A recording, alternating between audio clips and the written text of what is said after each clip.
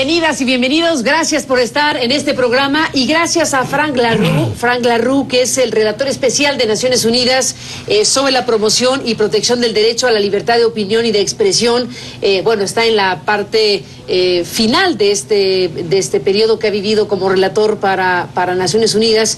Estamos por ver el 31 de julio el fin de un ciclo para Frank LaRue en esta tarea, pues a nivel internacional, representando precisamente esta relatoría especial de las Naciones Unidas. Gracias, Frank, por estar en este programa en México. Tuvimos oportunidad de conversar contigo en Ginebra recientemente con tu informe en Suiza. Y bueno, pues ahora que estás en México, en esta parte, como decíamos, del cierre de tus actividades como relator especial, bienvenido de nuevo. Gracias por estar aquí. Gracias, Carmen, un placer. Yo a todo el mundo le he dicho que yo a México le tengo un cariño muy especial, pero además el interés de darle seguimiento a esa visita que con Catalina Botero hicimos juntos en agosto del 2010, con una serie de recomendaciones, las cuales una gran mayoría han sido aplicadas por México, lo cual me alegra mucho, y un México que se ha reconceptualizado a través de las reformas constitucionales. Es un momento muy importante para estar en este país. Pues vaya que sí es un momento importante, Frank. Efectivamente, en 2010, en esa visita oficial, digámoslo así, has visitado México varias veces, pero una visita como la que con Catalina Botero hiciste, pues dejó ahí las recomendaciones y las tareas para México. Y llegas, en efecto, en un momento donde en México estamos observando la dificultad que tiene aterrizar una reforma constitucional a la que te refieres, una reforma en materia de telecomunicaciones y radiodifusión que fue aprobada y promulgada el año pasado, y estás en estas horas, porque es de reloj en mano, estás en estas horas donde hay un gran debate, una gran polémica y una gran expectativa por saber si la letra y el espíritu de una reforma constitucional para promover la competencia, para promover la diversidad, para promover el pluralismo, los mercados, etcétera, etcétera, está en consonancia con sus leyes secundarias. Llegas justo ahora. Sé que te han preguntado todo el día sobre las reformas en México, y sé que has dicho que no opinarás de algo estrictamente que esté en el Congreso y en curso, sino de los principios. Así es. Hablemos de los principios de una reforma, hablemos de los principios que deberían regir las leyes de un país que tiene un modelo duopólico en la televisión, hiperconcentrado en telecomunicaciones y lo que todos sabemos. ¿Qué debe regir en este momento a México? Es la pregunta del millón, Carmen, y con gusto la contesto. Yo tuve la oportunidad de estar, bueno, en varias instituciones de Estado. En este viaje no venía por eso, venía por una consulta regional latinoamericana. Pero te atrapa esto. Pero me atrapó este tema, ¿no? Por el momento. Y tuve el gran honor de ser invitado a estar en el Senado, y estuve con el presidente del Senado y los jefes de bloque de varios partidos políticos. Y los que pudieron estar, porque el debate todavía continúa en varios de los grupos de trabajo. Y mira, dos cosas que yo les comenté a ellos.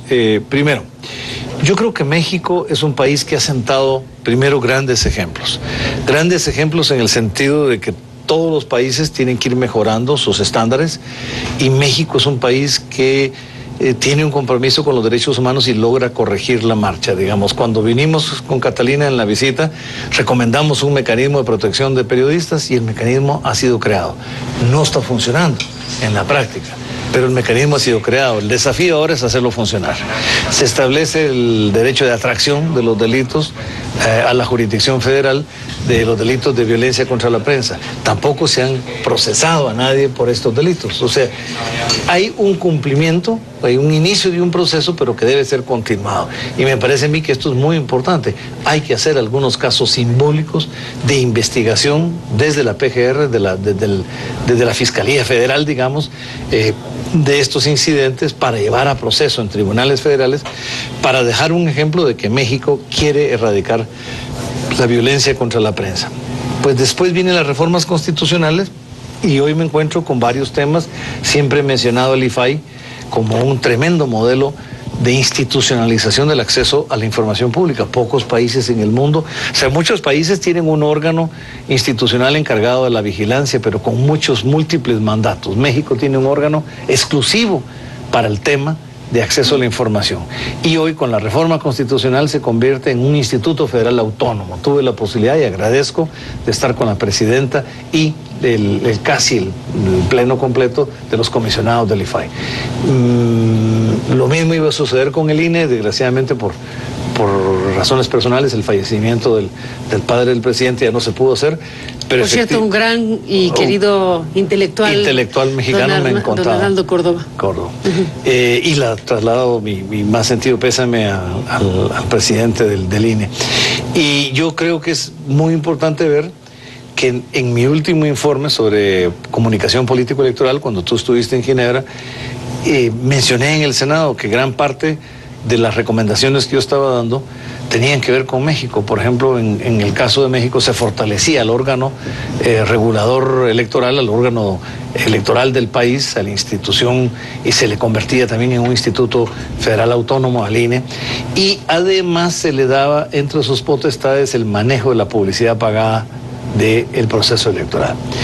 Pero lo que le agregué al Senado, y aquí viene el tema de los principios, es que en toda sociedad democrática debe existir siempre, y este es un principio de UNESCO, no es un principio mío, ni siquiera de otros órganos de Naciones Unidas, de UNESCO desde hace mucho tiempo, es el principio de diversidad y pluralismo. Los medios de comunicación satisfacen un derecho de la población, que es el de acceso a la información. Entonces, cuando uno ejercita la libertad de expresión, le ejercita realmente.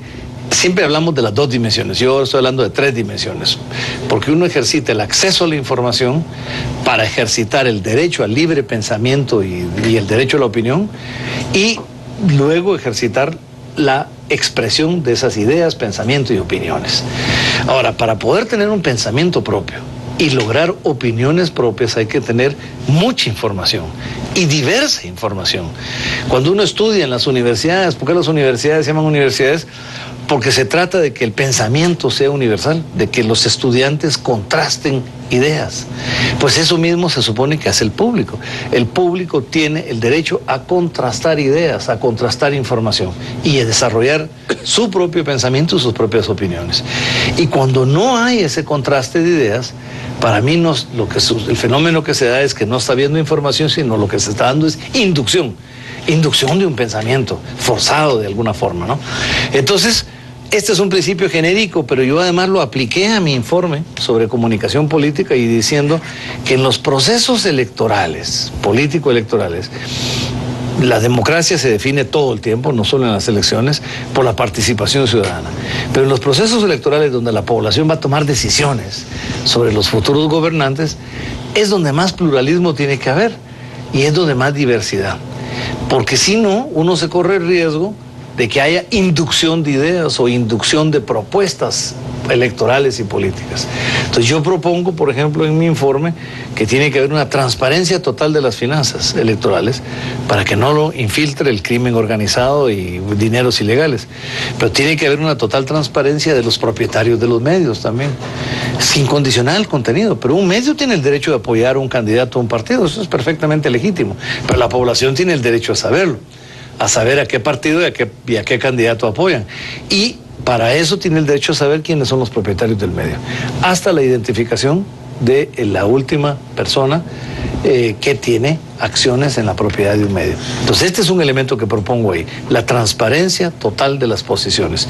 Y de ahí pongo el tema de la diversidad. Diversidad de medios quiere decir que pueden haber medios comerciales, pueden haber medios comunitarios, pueden haber medios para pueblos indígenas o grupos étnicos diferentes, y pueden haber medios públicos.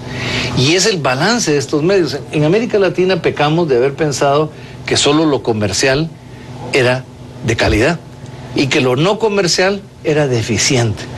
Esta es una visión equivocada. Incluso cuando se habla de radios comunitarias o de telecomunicaciones comunitarias, se habla de que sean pocas, pobres y de poca potencia. Frank LaRue, déjame hacer una pausa y regresamos en esta conversación. ¿Cómo no?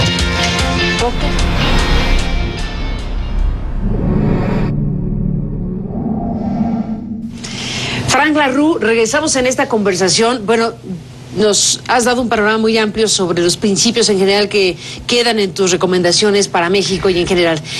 Déjame tomar uno de los temas principales de estas horas, del más... Solo quería terminar con un tema de principio sobre el tema de la comunicación comunitaria. Y con esto termino. Venga. La comunicación comunitaria parecería ser una comunicación de segundo nivel frente a la comunicación comercial. Y yo no entiendo esa dicotomía.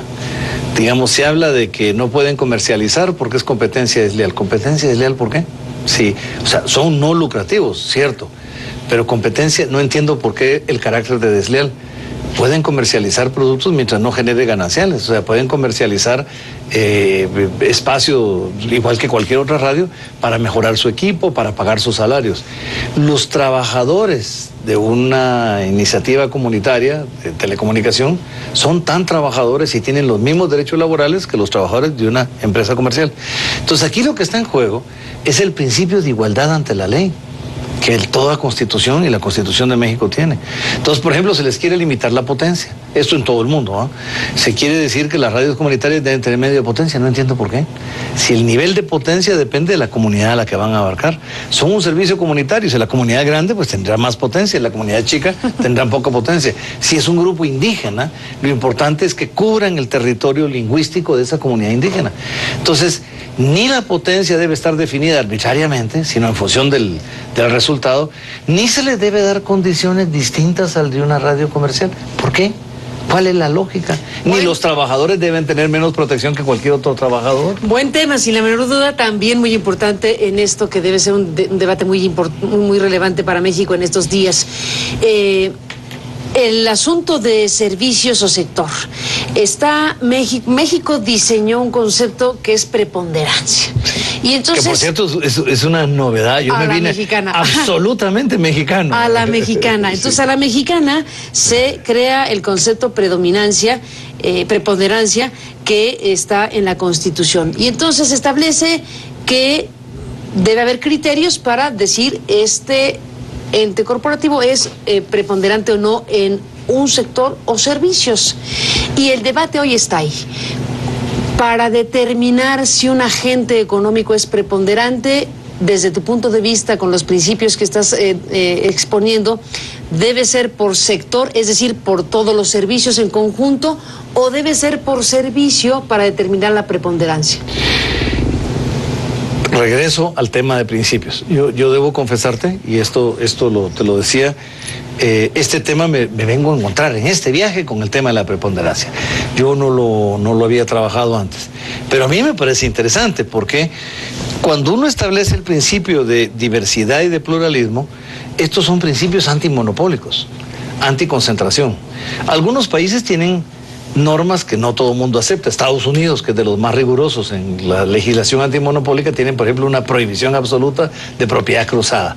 Quien tiene un medio televisivo, por ejemplo, no puede tener un medio escrito en la misma jurisdicción al mismo tiempo.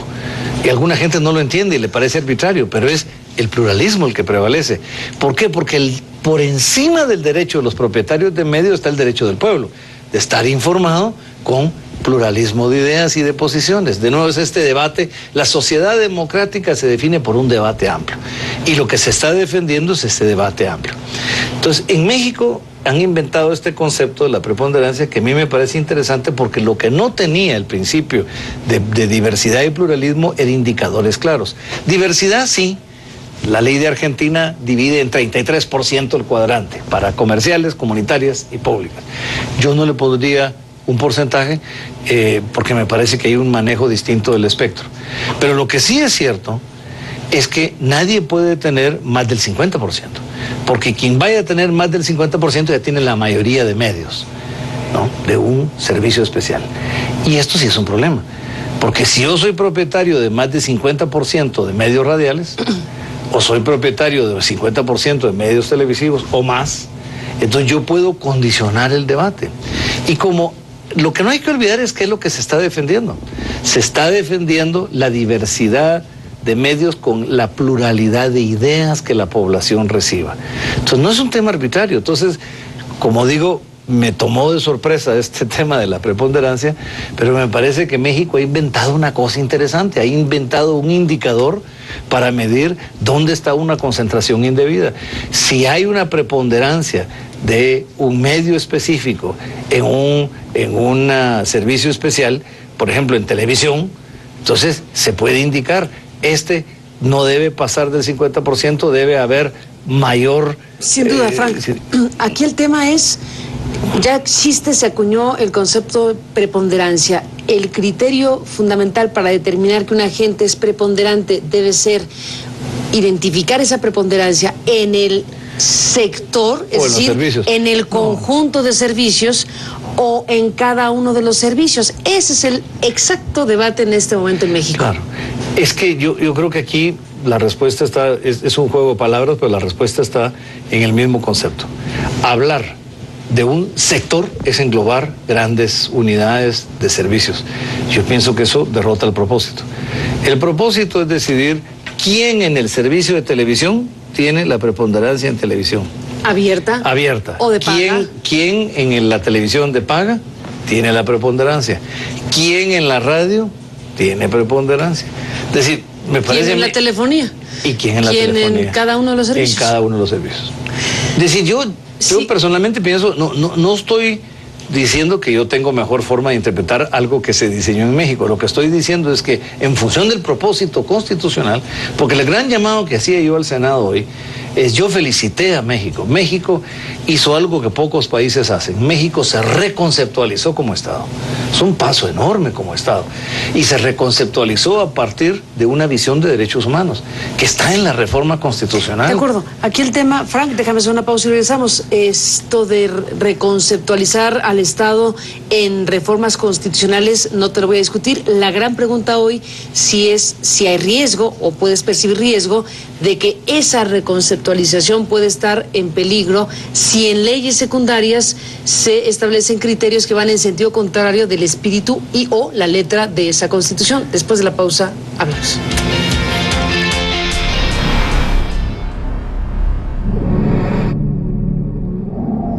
Era absolutamente coja. Regresamos, Frank Larroux, en esta conversación. Bueno, tú has elogiado, digámoslo así, el rediseño, dijiste la reconceptualización del Estado mexicano. Después de la pausa seguimos hablando de ello. Volvemos con Frank Larroux. Frank Larroux, relator especial de Naciones Unidas. Volvemos en esta conversación en la parte final. Bueno, tú has dicho que el Estado mexicano se ha reconceptualizado, que México está en eso con sus reformas constitucionales. Hoy yo te digo qué elementos encuentras en esta visita de riesgo de que eso que quedó establecido en la Constitución pudiera echarse abajo en una contrarreforma de temas centrales como estos que estamos aquí mencionando, que puedan poner en riesgo los principios de diversidad, pluralidad, etcétera, que fueron los que empujaron, se supone, la reforma constitucional. Bueno, yo creo que es importante definir de nuevo principios. Yo no conozco cuáles son las leyes secundarias, o sea, no me están cocinándose.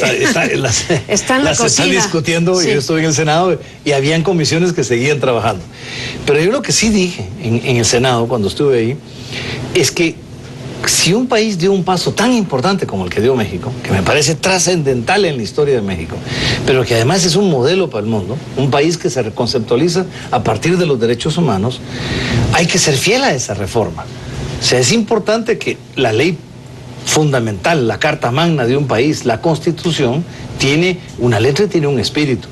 Y el espíritu de esta Constitución fue hacer valer los principios de derechos humanos en general, incluyendo los de libertad de expresión, incluyendo el de diversidad y pluralismo.